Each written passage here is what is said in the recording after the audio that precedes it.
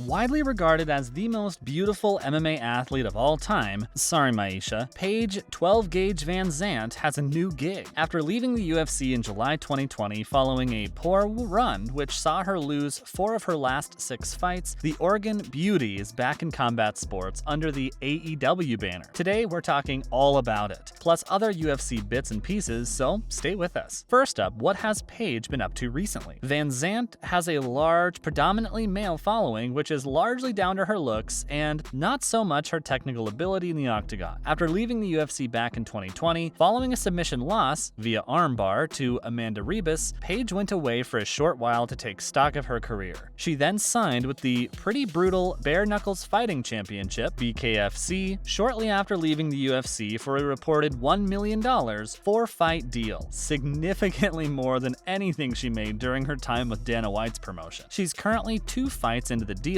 but neither fight has gone Paige's way, losing her first fight to Britain Hart via unanimous decision and the second against former UFC star Rachel Ostovich in the exact same manner. She has 2 fights left on her current deal, so hopefully she can pick up her form again and get back to her winning ways. Outside the world of combat sports, Paige is a successful model, turning out for Nike and Columbia Sportswear. She was also criticized by many in the game after undergoing breast enhancement surgery in 2018. We guess people have nothing better to complain about, right? VanZant also released her biography, Rise: Surviving the Fight of My Life, in 2018, so it's safe to say she's been pretty busy these past few years. What is your favorite VanZant moment from her career so far? Let us know your thoughts below. Next up, we're discussing the former UFC star signing with AEW. Stay tuned to hear all about it. Last September, Paige, along with fellow MMA fighters from American Top Team, made a guest appearance on All Elite Wrestling's Dynamite program, and a week later returned to the show to attack the legendary Chris Jericho. Good for her, he didn't put her in a fabled Walls of Jericho, which little brothers and sisters of the 90s kids surely still have nightmares about. Following another cameo last month, it was revealed on March 4th that Paige has actually signed a long-term contract with the promotion, appearing alongside her husband, fellow fighter Austin Vanderford, who was recently beaten by possibly the greatest middleweight in any promotion in the world, Gerard Mousasi. The move represents a slightly new angle in Paige's combat sports career, and one that is surely going to bring her the big bucks in the long run. She tweeted, "Wanted to give the world one more reason to hate me, PVZ taking over." And it will be interesting to see what persona VanZant takes on during her stint with the pro wrestling outfit, as so far during her cameo appearances, she has seemed to just attack anyone, willy-nilly. Paige was also in the crowd last week and of course made her appearance felt by attacking Tay Conti. And Conti responded to the attack and the news of Paige's permanent signing by saying she's gonna get her ass kicked just like she did her whole fighting career. Big talk there from Tay. The VanZants will not be impressed. So how will this affect her BKFC contract? Well, as we mentioned above, Paige signed a lucrative deal with a bare knuckle outfit back in August 2020 and is still only halfway through the deal after losing her first 2 fights. And it seems as though the 2 contracts will be allowed to exist side by side, and thankfully, Dana White is not involved. White is famous for his refusal to let his fighters cross over into boxing or other combat events, unless your name happens to be Conor McGregor, and having left the UFC 18 months ago, this is no longer an issue for Paige. AEW is owned by Tony Khan, son of Jacksonville Jaguars owner Shahid Khan, and it appears he has no problem working with BKFC owner Dave Feldman, whose officials said earlier this week Paige is still under contract with BKFC. The companies will work together to build her career. It is thought VanZant will start learning pro wrestling at a dedicated school ahead of her debut, which is expected to be against Conti. But Feldman also believes we will see her back in the bare knuckle promotion as early as this summer. And BKFC, who have recently sold part of their company to Triller, expect Paige to honor the rest of her deal and appear to be more than happy for her to have her fingers in many pies, which really is good to see. Combat sports is a short career, so it really is refreshing to see promotions working together to benefit of athletes. Get that money, girl. Paige has made an apology to her husband for an annoying habit next. Stay tuned to hear about it. VanZant and husband Austin Vanderford are known for their social media posts and often collaborate to bring fun videos to their followers. But following Austin's defeat to Gerard Mousasi, which we mentioned earlier, Paige has had to take to social media to apologize to her man for some poor bedroom etiquette. It turns out that AEW star is a fan of eating M&Ms M&Ms in bed, and she tweeted, "FYI, eating M&Ms in bed next to someone will wake them up. Poor form indeed, Paige." After spending some time on holiday in Ireland following Vanderfort's first loss of his pro career at Bellator 275 in Dublin, the pair returned to the States recently. Having been stopped in just over a minute by the excellent Mousasi, Vanderfort has been resting up of late, and Paige's antics under the sheets won't do much for said rest. One fan even made fun of Austin's defeat, remarking that recent raunchy photos of Paige and her man took longer to post than Austin's last fight lasted. It really is hilarious when fans post this sort of nonsense, but who have probably never seen a gym in their lives. Whoever posted that comment would last less than 10 seconds with Mousasi, so should really learn to think before they post. But we guess everyone is a tough guy behind a computer screen, and Paige did the right thing by ignoring the comment anyway, giving the idiot little publicity. What do you make of Vanderfort's fight with Mousasi? Let us know below. Mike Bisping is stopping by now, and with news of Darren Till and Khamzat, stay tuned. For those who don't follow Darren Till on Instagram, he's currently training with one of the scariest guys on the planet, Khamzat Chimaev.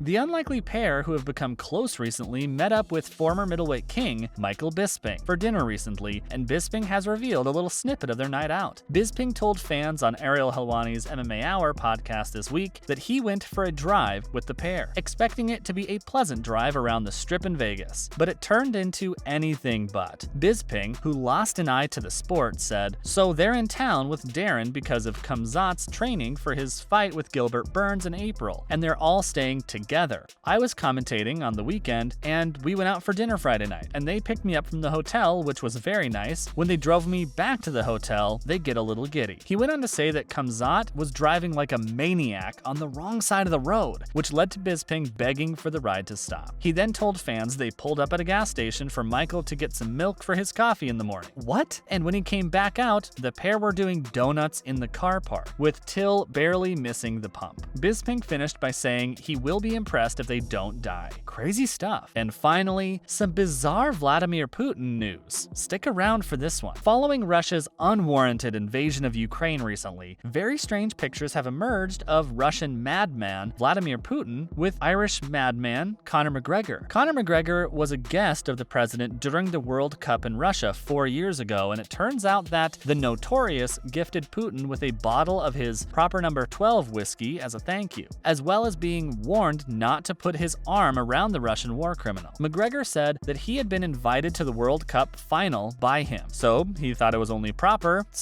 to gift him a bottle of his whiskey. McGregor said they had to take the liquid from the bottle to make sure the liquid was safe and it was not maybe poisoned or whatnot, and then it was gifted to Vladimir Putin. Pretty crazy stuff. But then there was a case of two pretty crazy worlds colliding, so it was probably to be expected. What do you make of McGregor's meeting with Putin? Let us know your thoughts below. As always, thanks for tuning in today, and remember to stop by next time for some more fun and games. And if you haven't subscribed to our channel yet, why not? Bye, guys.